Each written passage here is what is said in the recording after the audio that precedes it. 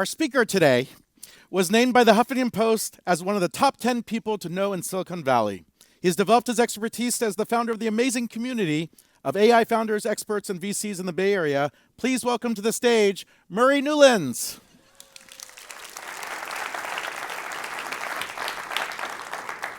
Thank you. Hello, everyone. I know most of you know me from Open Future Forum, but I've also been working on the future of invention. I meet hundreds of startups, sometimes thousands of startups in a week. I meet executives from enterprise.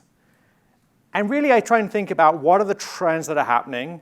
Why are we thinking about the future of AI from an agent perspective?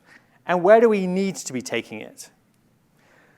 A lot of the talk about agents right now, really they're answering simple chat questions. I built and sold a chatbot building company more than 8 years ago. So having had those conversations with so many people in this space, I really wanted to think about what is the bigger picture for how we consider AI. And so I did my research, and I was like, where do we start? Well, OpenAI gives us 5 levels towards general intelligence, 5 levels to see where we're going to go. So as we know, we started a couple of years ago with chatbots, with general conversation. Where it starts to get exciting is with agents now. But I think we should be looking to the future. We should be looking at where we're going. What is the bigger picture? Where does this all fit in the bigger picture? And that is AI for invention and innovation. And that is what's going to take us much further forward, much faster. And people building agents are building agents towards that direction. The agents that are exciting, that are making breakthroughs, they're actually changing companies and creating new things. So when I think about technology and the advancement of technology, I think about my grandmother. Unfortunately, she passed away a few years ago, but when she was born, she remembered going to the next village in a horse and cart with a candle lighting the way. She remembered the first gas lamp in her village. Think about the technology then. And when later on, when she passed away, by that time, I was able to have a video call with her across the Atlantic. Think about how the change in her lifetime became faster and faster. Think about the fact that in this recent few years, we've gone from not having AI to having AI. Think about all of the changes that's enabled to bring forth. So what we know is we have to adapt and we have to innovate. So how should we think about AI? What should be our perspective? Where should we look and how is it going to affect us all? So I don't think about agents so much as I think about how are we going to get to invention? What's going to really change the world for us? So we start, yes, with simple business questions. Right now, a lot of the agents can do simple business questions. The next step, though, is that can the AI produce more complex answers? Can it take those more complex answers? Can it look at the questions you're bringing? Can it create frameworks to recreate the questions? Can it create design thinking frameworks?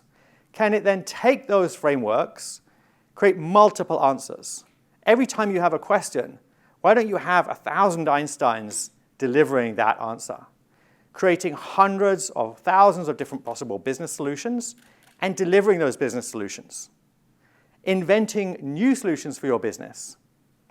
Now, I'm already speaking to startups who are working on, I give it a question, it searches the patent database, and potentially it creates a new patent, a new invention. Now, who owns that is a very tricky question, but AI is already starting to invent the future. Even more exciting than that is when AI starts to ask the unknown unknowns. So, what does that mean exactly? I'm meeting people who are building in the space where the AI will literally look at the video feeds that's in your office, that looks at the video feed in the stores, that looks at the video feeds in the environments that the companies are in. It creates questions. It then tries to answer those questions. It will also bring in data from patent databases. It will bring in data from Stanford, from Harvard, from MIT. It will create new solutions. It will create the future. So when I think about how is this evolving, yes, we're going to have agents who work on an individual basis, who work for us individually. But if you think about the power of that technology to speed up technology, that is the miracle that we're going to see, and it's going to happen really fast. Now, as that evolves, you think now you've got the AI producing its own questions, producing its own answers, producing its own solutions. The next stage for that is that AI is going to produce its own businesses. And where do I see this happening? Where is this likely to happen most? Well, already people are doing this in material sciences. They're looking at this in drug discovery. I actually think this is going to happen in the more cutting edge areas. So, for example, self-driving cars. I've been speaking to people at Waymo. They're telling me that it's really San Mateo that's the problem, is why they're not driving everywhere, right? That's going to happen. We now know that's going to happen really fast. When that happens, that will change society as a whole. Ashley talked about railways. I'm from England. In England, literally the shape of the country, the shape of where cities are, is different because they were developed in the age of railways. In America, America was built in the age of cars. And so cities are designed for cars. But with self-driving cars, suddenly that changes potentially where we work, how we live, how we socialize.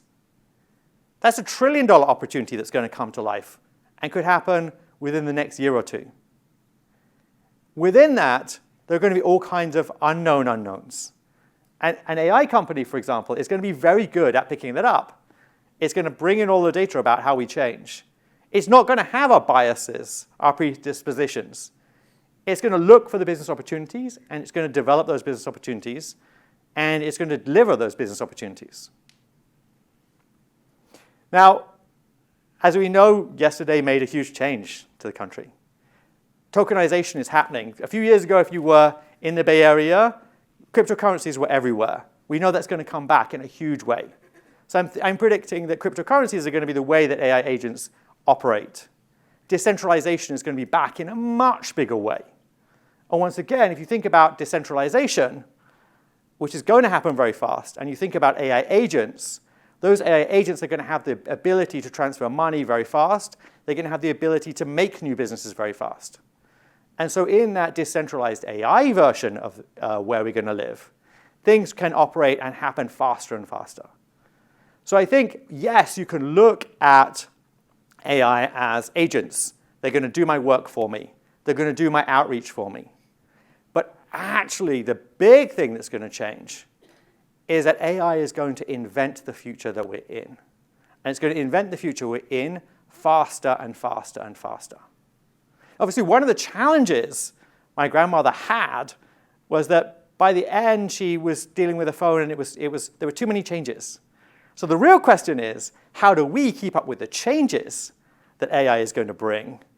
And how do we think about that?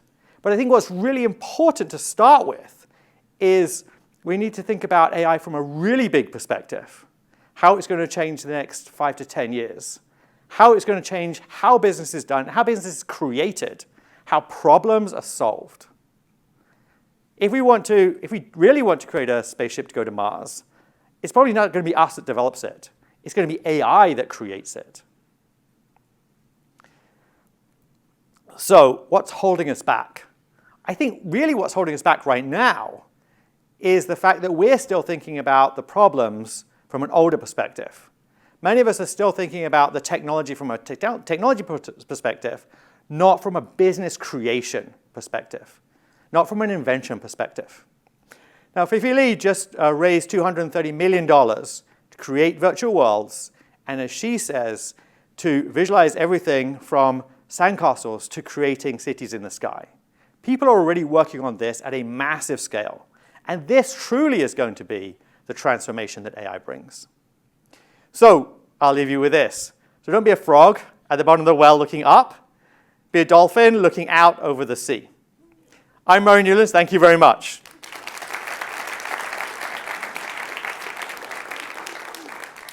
Thank you, Murray. Quick question from me. Can AI help small inventors compete with large corporations? So this is a question that I was asked last week on a panel. And my really answer is this. Having spoken to many of the biggest technology companies around the world, never underestimate how dysfunctional the large companies are and how a small team can actually change things. And the power of AI is that AI can make those changes, and you don't need a huge team to do it. I meet amazing small AI teams who are really innovating very fast. And this is the game changer that AI brings about. Murray Newlands, everyone. Thank you. Thank you.